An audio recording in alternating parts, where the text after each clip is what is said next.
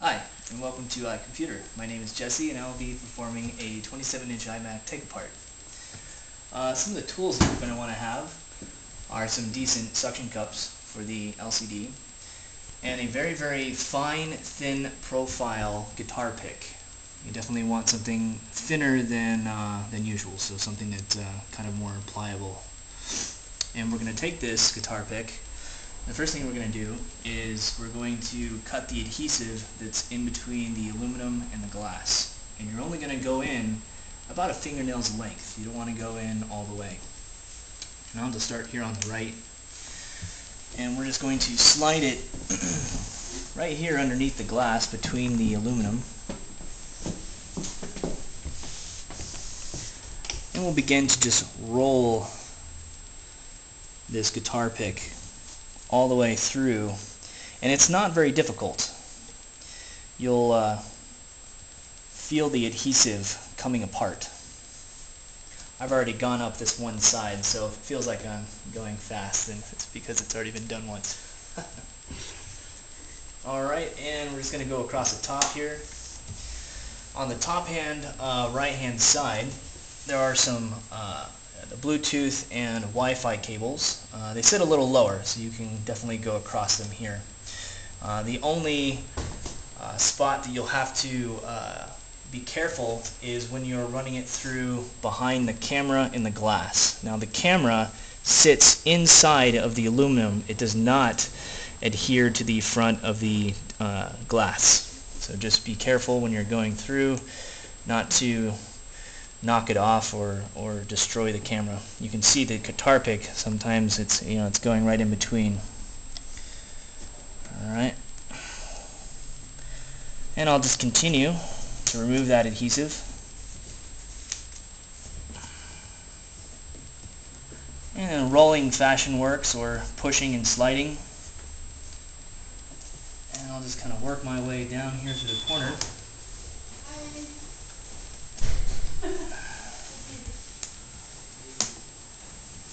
And as you can see, it's pretty quick. It's really not that difficult. And it's just adhesive versus glue, as originally everybody thought. Okay. And for good sake measure, I'll just kind of slide it through, make sure that I've gotten everything that I need to get off. Just pull that across. And you'll begin to feel the LCD sort of loosen, almost as if like it's falling towards you. So I'm using my left hand just to make sure that it doesn't fall out at me. Okay. Now what we'll do is we're going to want to remove the two internal cables. So gently I will sort of pry it back with my fingernails, and then probably use these suction cups to pull. There we go. And just pulling it apart. Got some adhesive here, I'll just pull that off. There are two internal cables, and the bottom here is actually sitting on a bezeled ledge, so it's okay to bend it forward. We've got the LVDS connector, so I'll remove that. And then we also have a power cord for the backlight of the LCD. LVDS cable is very, very similar to the 2011. So I'll pull on that tab here, and then just lift up very gently. The backlight is another connector you just lift up very gently. That's just one of those plug connectors. And the LVDS connector is the same one that has the metal affix. Alright, I've laid down the iMac after removing the LVDS cable and the backlight power cable. Now on the 27-inch, there's more adhesive that goes across the bottom of the LCD, and it's been very difficult trying to remove that. What you want to do is maybe get an assistant to hold the display up for you. So we're just going to angle it up, and I'll take my sharp guitar pick and I'll basically work underneath the glass and just kind of slice it away underneath, and keep working at it. Probably a few more times going through.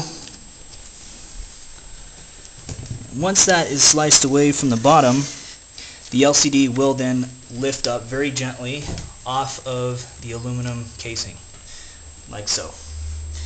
This is a very, very expensive and fragile part, so I'll put it somewhere extremely safe.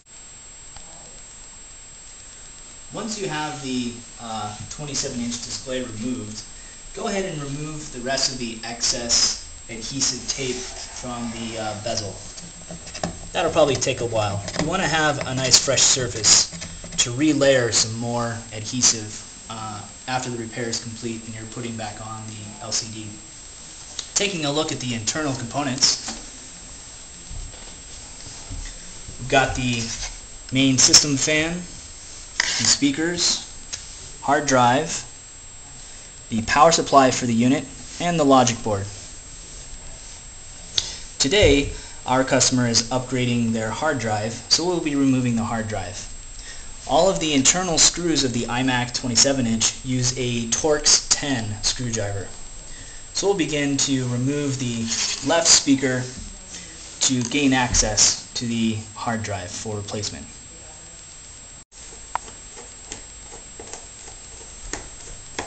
Alright, once you've removed the two screws of the left speaker, disconnect the power on switch, which is located here on the left hand side. That is just a pull connector. And then the speaker cable connector, which is right here to the right of the hard drive, just left of the fan. Gently remove the speaker by lifting up and pulling straight up towards the top of the LCD to pull it out. And there it is.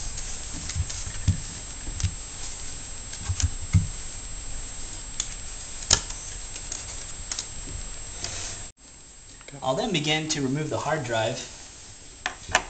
There is one elongated screw here that goes through the logic board, and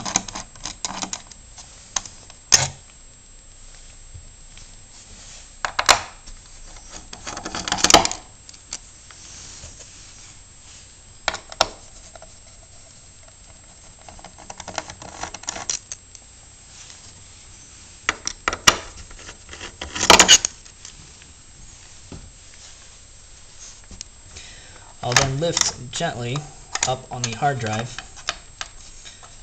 and remove the, these are metal side clips. I'll remove the SATA and power connector just by simply pulling upright. And it is one solid piece. Remove the hard drive. And we can see here that the right hand hard drive bracket is on the chassis, which does not need to be removed in this particular case. As you can see, for our particular customer, he wanted to take out the 3.5 and add a solid-state drive. We just recently removed all of the components out of the 27-inch to verify whether or not the circuit board had a secondary power and SATA connector. Unfortunately, it does not, and that was kind of disappointing. We're now ready to put the LCD back on, but before we do so, we're going to have to take probably a good 20 minutes to half an hour removing the adhesive along the bezel and as well along the bezel of the back side of the LCD glass. Alright, that concludes our 27-inch iMac take part. Again, my name is Jesse, and this is iComputer.